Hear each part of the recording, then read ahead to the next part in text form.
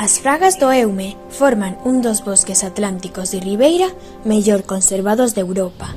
Con máis de 9.000 hectáreas e menos de 500 habitantes, é un espazo case virxe onde a natureza mantén o seu equilibrio.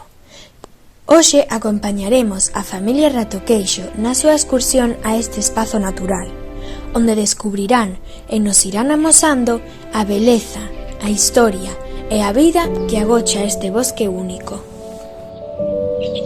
Hoxe imos coñecer o Parque Natural de Fragas do Eume. Queremos que coñezades o seu valor natural, cultural e social. Hoxe imos ver un parque natural. Que iso, papá? Sí, que? É un lugar cheo de árbores e animais. Imos, seguídeme. Este bosque é un dos mellores exemplos de fraga atlántica que quedan en Galicia. As pontes colgantes, como as de Cal Grande e Fornelos, permiten cruzar o río Eume e ofrecen unhas das vistas máis impresionantes do parque. Desde aquí podes observar o canón que o río leva escavando durante séculos. O mosteiro de Monfero é un dos lugares máis importantes das Fragas, recoñecido pola súa fachada con patróns de cadros. Representa a longa historia dos monxes que viviron aquí durante séculos.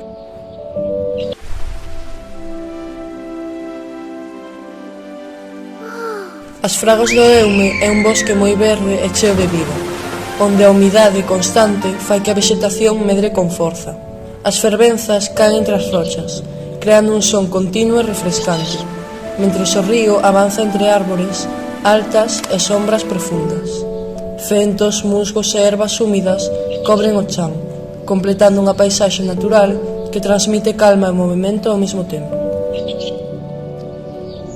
O mosteiro de Caaveiro, con máis de 1000 anos de historia, está situado nunha posición estratéxica sobre o val. A súa función era ofrecer acollida aos viaxeiros e controlar o territorio. Nas Fragas do Eume, os paxaros son a voz do bosque. Entre as follas escoitanse paporrubios, ferreiriños ou o pimpín. No silencio da fraga, cada canto lembra que este é un dos últimos refuxios, onde a natureza fala en liberdade.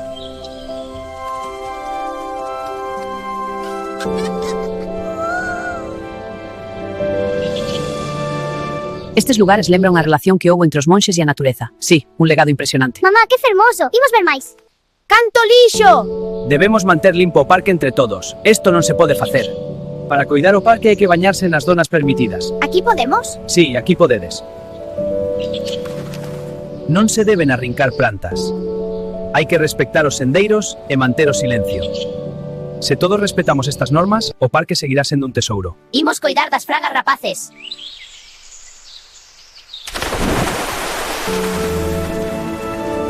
Que lugar tan especial! Recordar, ratiños, que en coida o parque coida tamén a nosa historia, a nosa casa e a vida que nos sostén. Coidemos as fragas do Eume. A familia Ratoqueixo despídese coa certeza de que as Fragas do Eume son un tesouro ambiental, cultural e social. Un lugar único que garda a memoria de quen o habita e sostén a vida que o rodea e que debemos protexer con agarimo para as xeracións que veñen.